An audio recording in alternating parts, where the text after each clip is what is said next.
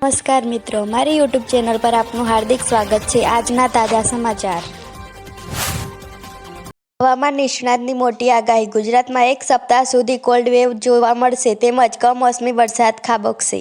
હાડ ધ્રુજાવતી ઠંડીનો વધુ એક રાઉન્ડ શરૂ। ગુજરાતમાં 14 થી 18 કિલોમીટરની ઝડપે ફૂંકાશે પવન। ચાલુ વીજ લાઈન અડકતા કિશોર ભડથું। માતા પિતા માટે લાલ બત્તી સમાન ઘટના। પતંગ લેવા જતા 11 વર્ષના બાળકનું મોત। જો મિત્રો અમારી ચેનલ પર તમે નવા હોય તો અમારી ચેનલને સબસ્ક્રાઇબ જરૂરથી કરજો।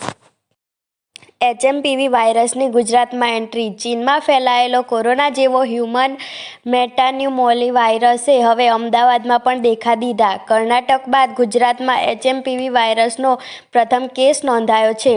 અમદાવાદમાં 2 મહિનાના બાળકનો રિપોર્ટ પોઝિટિવ આવ્યો। હાલ સંક્રમિત બાળક અમદાવાદની ખાનગી હોસ્પિટલમાં સારવાર હેઠળ છે।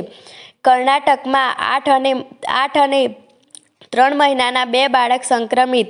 બેંગ્લુરુ, ગુજરાત, બંગાળ બાદ હવે ચેન્નાઈમાં આ HMPV વાયરસના 2 નવા કેસ નોંધાયા છે।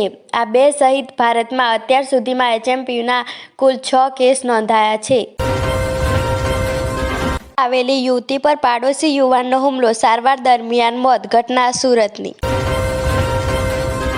જળમાં ST બસના ડ્રાઈવરને માર મારનાર 2 મહિલા સહિત 3 સામે ગુનો નોંધાયો। વડિયાદ ઉર્સમાં જઈ રહેલા ટ્રકમાં વીજ વાયર અડી જતા લાગ્યો કરંટ, 2 લોકોના મોત। અંકલેશ્વર હાઈવે મુંબઈના પરિવારને નડ્યો ભયાનક અકસ્માત, કારનો કૂચો વળી ગયો, 3 લોકોના મોત। ઓ બાપરે, બાળક રડતું હતું તો માં દૂધ લેવા સ્ટેશને ઉતરી, બાળક ટ્રેનમાં રહી ગયું અને ગાડી ઉપડી ગઈ।